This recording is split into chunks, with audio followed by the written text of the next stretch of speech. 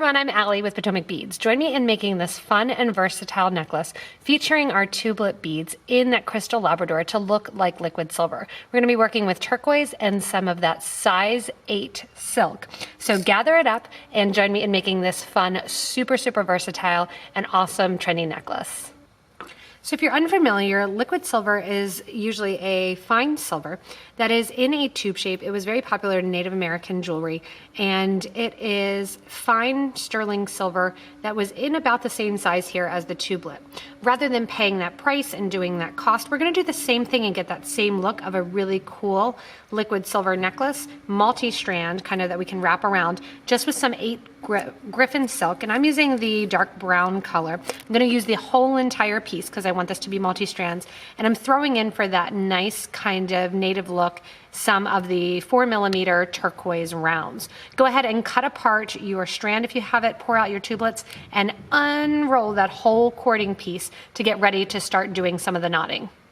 So to begin, often when you take your cording off the strand, you want to stretch it, and you can do this just with your hands, kind of pulling piece to piece like this and kind of stretching it out. That's going to get those knots out, but I'm not really worried about the kinks from the cord because I'm going to be knotting in between each one of my beads here. So I'm going to basically be getting rid of those knots. Why I am stretching it is because the silk cording does have a tendency to stretch. So if you want your knots to be right nice and tight next to your beads, then you're going to want to kind of pre-stretch that thread. You don't want to pull at the needle because that's going to damage kind of the end here.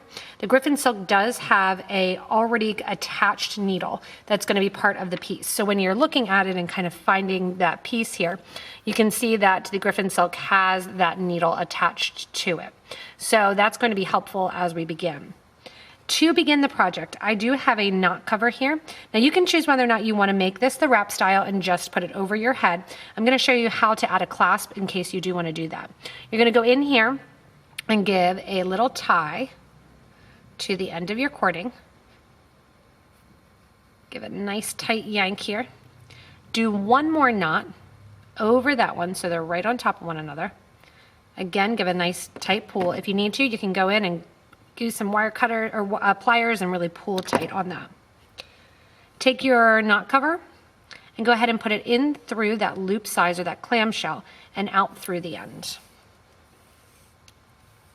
That way, if you do want to add a clasp, that knot's going to be covered up and you can fold that over and have a loop there to attach your clasp to. After the knot cover, I'm going to do a knot. So there's multiple ways to do a knot when it comes to knotting silk, knotting pearls, knotting cord. I do it by hand, freehand like this, that I do a sewer's knot basically, and push that simple knot with my fingernails and kind of slowly down towards the actual piece that I'm knotting against. That's one way to do the knotting. This does take a little bit of practice, and the more you do it, the easier it becomes for sure. You can also use a little tweezers or a little needle or a little beading awl to help you to push that needle down or that loop down even further. I think it's by far the easiest for you just to practice. I've added one of my tubelets here, and those tubelets are 6 by 2.8mm. They're very close to the size of most liquid silver beads, which were just rolled over basically sheets of silver and then cut along the line. The nice thing with using the tubelets, you actually don't have a seam and they're not going to tarnish like the liquid silver does. Go ahead in after your tubelet, pull all that thread through. So all that silk cording comes through. Kind of push that knot with your hands and pull slowly against the tubelet that's there. And push that knot down. Give it a nice tight little pull. And that gets the knot right next to the tubelet. The nice thing with a necklace like this versus pearls is it's a great way to practice knotting. And I really love the Griffin silk. You could use a size 4 or a size 6 with this project as well. And you're just going to be putting on your beads in that liquid silver style where they go just kind of right next to one another and bulk up there. And pull the cording through. The more you do it and the further you get in the end of the cord, the less you'll have to actually pull through because it's going to shorten up. After each little knot there, I give a nice tight pull. And you'll see it can move around. I still want it to be able to spin when I'm doing my knotting, but I don't want it so loose that you see a lot of a gap between the cord. I'm going to do a very simple repetitive pattern of 3 of my tubelet beads and then one of my 4mm turquoise round, just to throw in that turquoise color. I love turquoise. I wear turquoise all the time, so I thought it would be a good addition. If you want just that liquid silver look and kind of that native style, go ahead and just keep going with the tubelets in that silver color and working the whole length of your thread. Now you're going to have to determine how long you actually want your piece to be. Traditionally, a lot of the liquid silver necklaces are very multiple strands and they'll have a lot going to them. I'm going to use the entire piece, oops, forgot my turquoise. I'm going to use the entire piece of my cording, which my Griffin cording is 2 meters long. So you're looking at about 6 feet when you're thinking about that. Now we're going to be knotting, it's going to take the place of some of that, and you can kind of measure as you go if you want about how long you want it to be. So to answer maybe some questions that you have and show you a little bit of a time-saving technique, you can actually put on multiple beads at a time rather than having to do it one at a time. But you have to be careful because a lot of times if you're not great at that whole knotting process, your beads can get kind of caught up in your knot and make it a little bit more difficult. If you are pretty good at the knotting process, you can put on multiple beads at once. I've been doing 3 of my silver tubelet beads, letting them drop down to my past knot. And also you can see they look really nice grouped together. So if you want to, you don't have to knot between each bead. Move the beads over a little bit and push those through the knot. Pull the cording through. And then you have them hanging out there kind of ready to pull up for the next bead. Also, what happens if the knot gets too far away? I always say towards the end, kind of pull slowly so you make sure that doesn't happen. Push the knot down as it gets smaller towards the bead.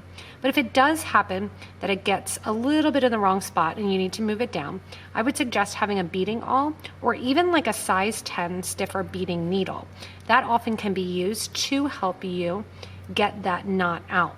When you are looking at the knot, even with a small knot, you can kind of look and see where it's turned over. Take your needle and you can usually poke the needle in between that loop and kind of slide it out as you're working on it. So if you do have the problem that you get a knot that's too far away, you can try to get that out for sure with that beading awl with a nice point or with a needle. You can also sometimes by accident get a knot that's further down in the cording in the piece. Sometimes it'll get kind of turned over on itself. Make sure not to pull the knot tightly.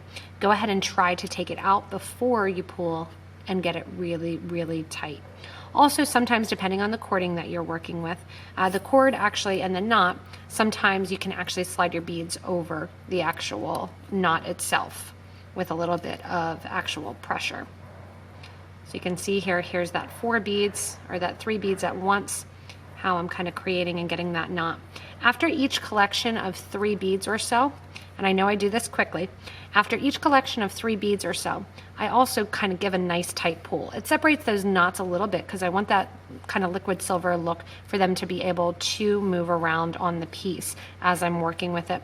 And also stretches the thread just a tiny little bit so I don't have after the fact a section that is really separated because the thread has stretched. As I'm doing the knotting and pulling the cord through also, that also is going to pre-stretch my cord a little bit. If you really don't want it to stretch at all, say you're doing some pearl knotting or you want those knots right up next to the beads, you can wet the actual silk and pull it, add some weights to the bottom, kind of clip it on, hang it over a door with some weights kind of knotted on the bottom, and that will certainly stretch it. So if you get it wet, it sometimes is easier to stretch and then let it dry. As I'm pulling it though, I'm pulling a fair amount as I'm going in and doing my knots and continuing along with my design. So depending on how long you want to make your necklace or bracelet or wrap, you're going to get ready to put on the end on the other side. If you want to, you can knot the whole thing together.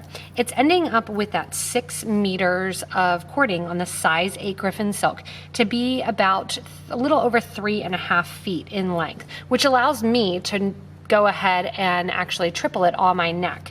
So adding the clasp on the end, it'll also allow me to go in and wear it as a really modern kind of trendy bracelet wrap. So I'll show you here.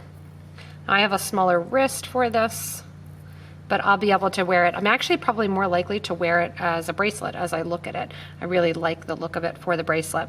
So I'm going to go in and put a clasp on the other end. You may want to try these varieties and these variations prior to figuring out how long it is. So pick up your piece constantly and kind of try it on.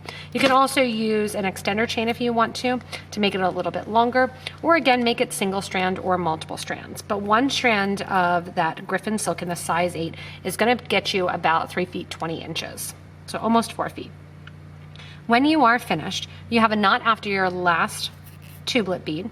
You're going to put on your knot cover this time the opposite way. I'm going up through the back and into that little clamshell, kind of holding the wire to the side, and you can see literally I'm at the very end. What I'm going to do actually is go like this, trim down my needle, and now I don't have as much to take through my loop. From here, I'll kind of push that knot down into that little clamshell. What you can actually do is kind of turn the thread to the side, do your knot. You can see I'm doing this slowly because I want to make sure that that knot gets right into that clamshell. If you need to, again, you can pick up the awl or a needle, kind of help push and pull that down into place and make sure that it's right and tight in there. Pull that needle out and give one more tight knot. So that way you know that it's going to end up right inside the clamshell. You can also do one more knot like we did on the other side, which is going to go over the top of that first knot. And then we're going to trim down the edge of the thread. If you want to, you can go ahead in and do some glue on the knot. That's up to you. With the silk cording, if you do a nice tight pull, I don't really see the need to do a knot. Oh, you can see there it escaped from me. I didn't pull it tight yet, so I'll be able to open it up here with my fingers and get it more in place.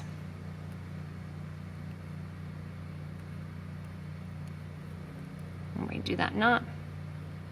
The last knot is by far the hardest one.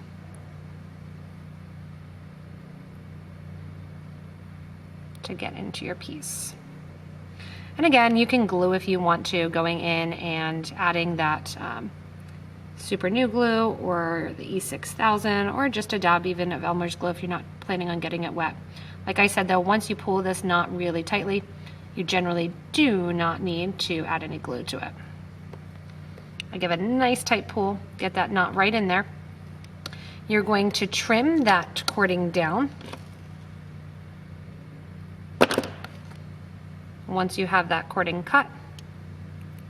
And again, if you want to do a little dab of glue, you can. You can burn down the thread end a little bit. Be careful what thread burner you use for it. And you will see that smoke, just so you can see, because it's the burning of the silk. You'll smell a little bit of a smell as well.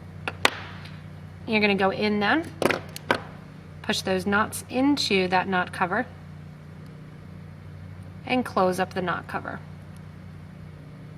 If the knots want to pop out a little bit, push it down back in. Again, you can use your needle for this or your beading awl. Close it up.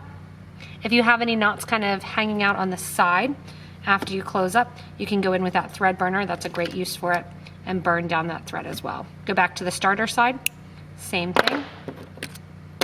Go in there, close that up, making sure that thread's cooperating, and I'm just using a chain nose pliers for this and closing it up. Now all we have to do is open up our jump rings, add them to the ends of our clasps, and attach our lobster.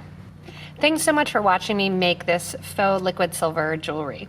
It's really going to become one of my staple pieces. I changed my earrings right away to have some of my turquoise earrings that I have, and really like it as the multi-strand necklace or the option to do it as the wrap bracelet.